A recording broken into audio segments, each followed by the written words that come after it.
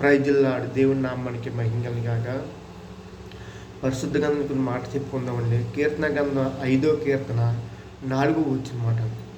నువ్వు దుష్టాత్మ చూసి ఆనందించే దేవుడు కావు, చెడుతానికి నీ యొద్ద చోటు లేదు. హల్లెలూయా. దేవుడు దుష్టాత్మ చూసి ఆనందించే దేవుడు కాదు, చెడుతనం ఆయన వద్ద చోటు లేదు అన్నమాట. హల్లెలూయా. దేవుడు ఏమనంటే ఈ రోజుల్లో భయంకర పాపం పెరిగిపోయింది. వ్యభిచారం, తాగుమోతు, ఒకరు అబద్ధపడుకోవడం, ఒకరు మోసం చేసుకోవడం భయంకరమైన దినాలన్నమాట. కానీ ఒకటి, ఎవరు చేసిన పాపం వాళ్ళకి తీర్పు ఉంటుంది కంపల్సరీ. ఒక పంటలో గోధుమ గింజేస్తాం, ఆ పంట గోధుమ గింజ వస్తుంది, ఏరే విత్తనంతో రాదు. అలాగే నువ్వు పాపం ఒక విత్తనం వేస్తావు, ఆ పాపం నువ్వు పంట కోస్తావు కంపల్సరీ, నువ్వు బలైపోతావు. నువ్వు కంపల్సరీ నువ్వు చేసిన పాపానికి ఓ రోజు శిక్షని తప్పదు.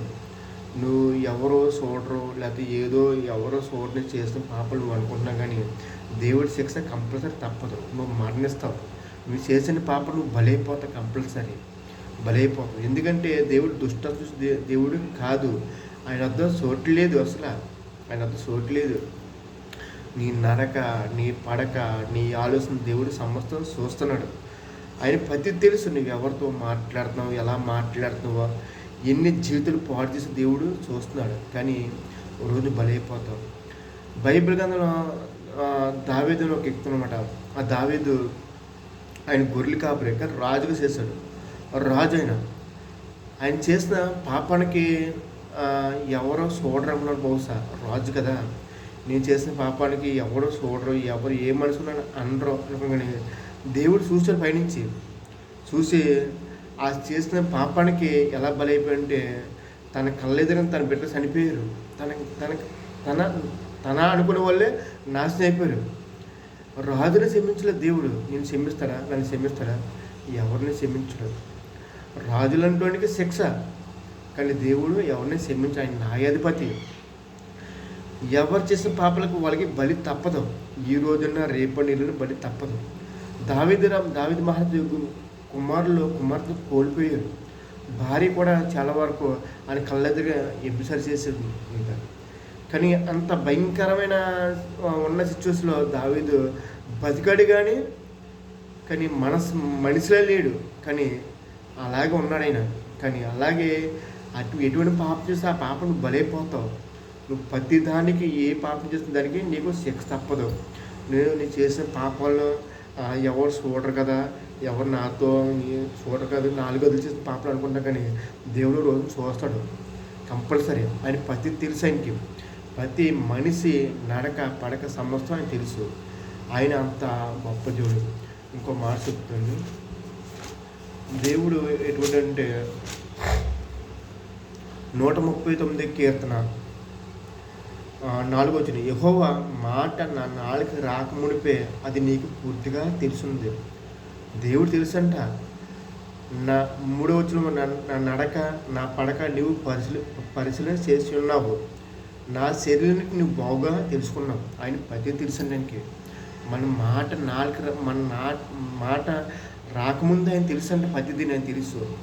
ఎందుకంటే మనం ఎన్నో పాపాలు చేస్తాం. పాపలు రోజు బలైపోతాం, కంపల్సరీ బలైపోతాం. ఎందుకంటే దేవుడు అన్యాయం చేసే దేవుడికి కాదు.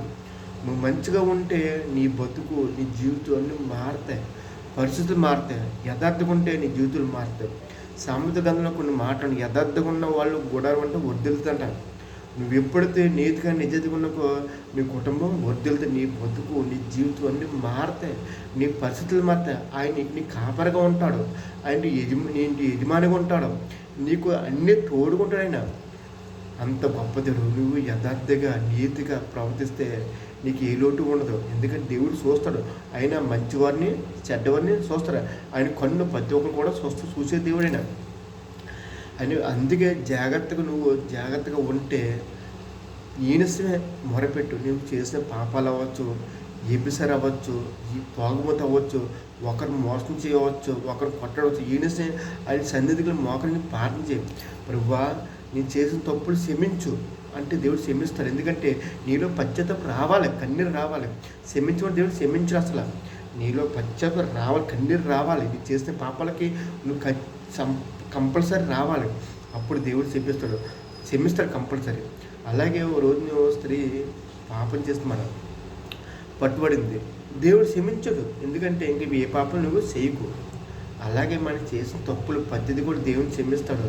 పొరపాటు దేవుడు క్షమిస్తాడు. ఎందుకంటే మనం ఏది కూడా ఆయనకి మనం నశించిపోతే దేవుడికి ఇష్టం లేదు. అగ్ని ఆరదో, పురుగు అటువంటి లోపల పడడం దేవుడికి ఇష్టం లేదు. అందుకే నీ దీపం ఉన్నప్పటికీ వీడస్ నీ బతుకు, నీ జీవితం చక్కదిద్దుకో. నీ పరిస్థితులు మారుతాయి, నీ బతుకు మారుతాయి, నీ జీవితం మారుతాయి, నీ కుటుంబాన్ని కూడా మారుతామట. హల్లెలూయా. యథార్థంగా ఉండాలి. ఎందుకంటే ఎప్పుడు మరణిస్తావో తెలీదు, ఎప్పుడు జీవిస్తావో తెలీదు, ఎప్పుడు ఎలా ఉంటావో తెలీదు, ఏ విధంగా నువ్వు ఎలా ఉంటావో తెలీదు. కానీ చనిపోయినప్పుడు నువ్వు దేవుడి రాజ్యంలో ఉంటావా లేదా నరకలో ఉంటావా నీ చేతిలో పెట్టాడు దేవుడు. ఎందుకంటే నువ్వు చేసిన పాప పద్ధతి కూడా లెక్క ఉంది. పద్ధతి లెక్క చూస్తాడైనా ఆ రోజున ఆ తీర్పులు నువ్వు ఉంటావు. నీతోటి నీ భార్య రాదు, నీ భర్త రారు, నీ బిడ్డలు రారు, ఎవరికి ఎమ్మెతారు. నువ్వు తల్లి గర్భంలో ఎలా వచ్చావు, దిగంబరికి వచ్చావు, నువ్వు అలాగే వెళ్ళిపోతావు. ఈ భూమి మీద ఆస్తులు, అంతస్తులు, భూమి అన్నీ విడిచిపెట్టాలి. కానీ నువ్వు చేసిన పాప మాత్రం కంపల్సరీ నువ్వు బలైపోతావు. అది నువ్వు మాత్రం తీసుకెళ్తావు. యథార్థంగా ఉంటే యథార్థంగా నువ్వు రాజ్యాలు ఉంటావు. పాపం చేస్తే నరకాగ్ని తప్పదు, నీకు బలైపోతావు.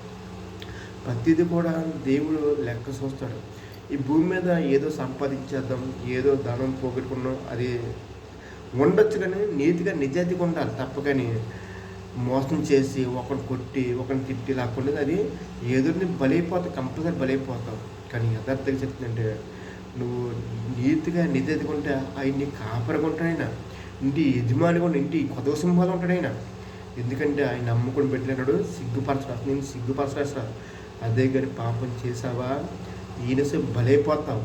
ఆయన ఒక మాట అన్నాడు, ఆయన గొడ్లంట చేతులుగా ఆ మొదలు నరికేతంట.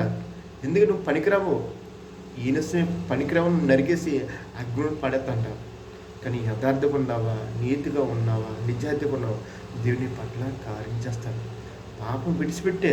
కానీ ఎవరు చూడరు, నువ్వు ఎవరితో మాట్లాడుతూ దేవుడికి తెలీదా, నువ్వు ఎన్ని కుటుంబాలు నాచిన దేవుడికి తెలీదా, దేవుడికి తెలుసు, ప్రతి తెలుసు, సమస్తానికి తెలుసానికి.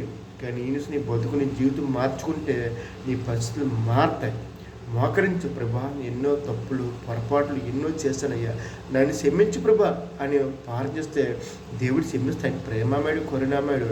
ఇంక ఏ పాపం చేయకు. ఇప్పుడు నీతిగా నిజాయితీగా ఉండే దేవుడి పట్ల కార్యం చేస్తే నీ కుటుంబం వర్తించేస్తామని. హల్లెలూయా. ఈ చిన్న ఒక్క పరిస్థితి దేవుడు దీవించిన కాక. ఆమేన్.